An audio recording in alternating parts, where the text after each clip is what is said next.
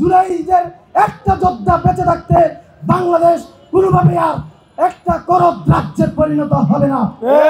জুলাই মঞ্চ মনে করে যদি ফ্যাসিবাদী শক্তি কোনোভাবে বাংলাদেশে আবার ফিরে আসে তাহলে এই বাংলাদেশকে তারা ভারতের অঙ্গরাজ্য পরিণত করতে পারে। অপরাধ ট্রাইব্যুনালে রাজনৈতিক দলের বিচার সংক্রান্ত আইন সংযুক্ত করেছে এবং সন্ত্রাস বিরোধী আইনে বিচারপূর্বক আওয়ামী লীগের কার্যক্রম নিষিদ্ধ করেছে। আমরা জুলাই মঞ্চের পক্ষ থেকে অন্তর্বর্তীকালীন সরকারের এই সিদ্ধান্তকে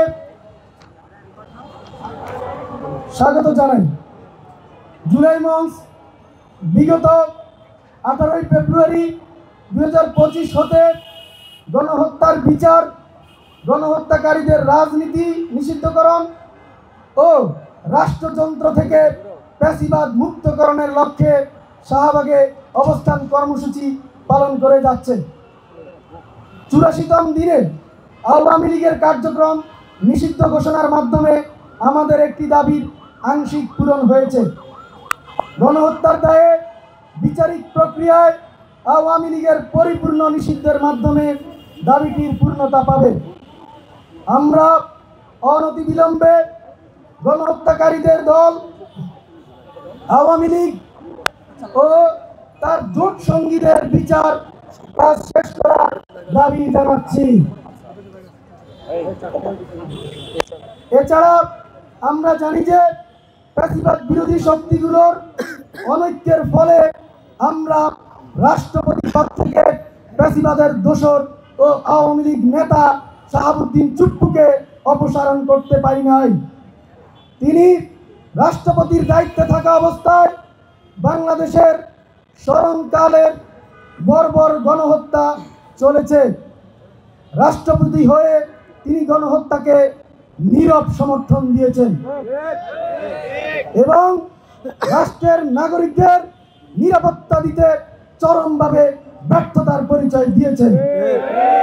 রাষ্ট্রের স্বাধীনতা ও সার্বভৌমত্বের সুরক্ষাকে পাশ কাটিয়ে বিদেশি দাবেদার আওয়ামী লীগ সরকারের প্রতিষ্ঠিত ফ্যাসিবাদকে পূর্ণ সমর্থন দিয়ে রাষ্ট্রের সাথে তিনি বিশ্বাসঘাতকতা করেছেন ও শপথ ভঙ্গ করেছেন। আমরা অবিলম্বে গণহত্যার সমর্থনকারী ও গণহত্যাকারী দল আওয়ামী লীগ মনোনীত রাষ্ট্রপতি শাহাবুদ্দিন চুপ্পুর পদত্যাগ দাবি করছি। পাশাপাশি সেনাপ্রধান জেনারেল ওয়াকারুজ্জামানের কাছে সেনা হেফাজতে থাকা 626 জনের সন্ধান দাবি করছি। 1971 সালে এই ভূখণ্ডের শহীদেরা যে বাংলাদেশের প্রত্যাশায় যুদ্ধ করেছিলেন তা আমাদের একটি স্বাধীন ভূখণ্ড দিয়েছে, কিন্তু শহীদের রক্তের প্রতি ইনসাফ প্রতিষ্ঠা হয়নি 54 বছরেও।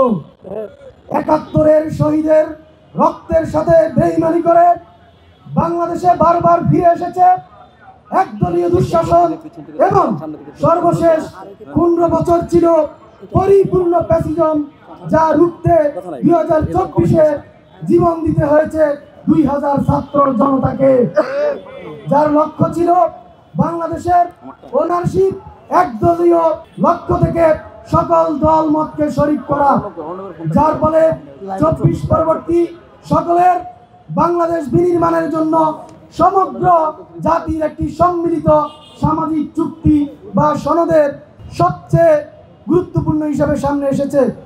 জুলাই জাতীয় সনদ ব্যতীত বাংলাদেশের প্রত্যাশিত নতুন বাংলাদেশ বিনির্মাণ বাধাগ্রস্ত হচ্ছে এবং ফ্যাসিবাদ পুনরায় ফিরে আসার পথ তৈরি হচ্ছে।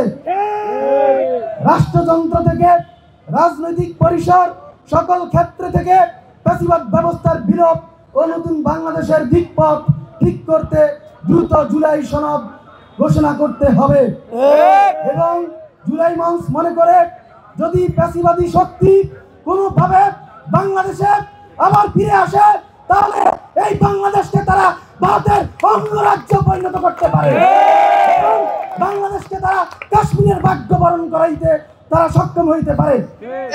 জুলাই মঞ্চ মনে করে জুলাইদের একটা যোদ্ধা বেঁচে থাকতে বাংলাদেশ কোনোভাবে আর একটা করদ রাজ্যে পরিণত হবে না। এবং এই জন্য জুলাই মঞ্চ আগামীতে এই চুপ্পুর অপসারণের দাবিতে কঠোর কর্মসূচি পালনের ঘোষণা দিচ্ছে।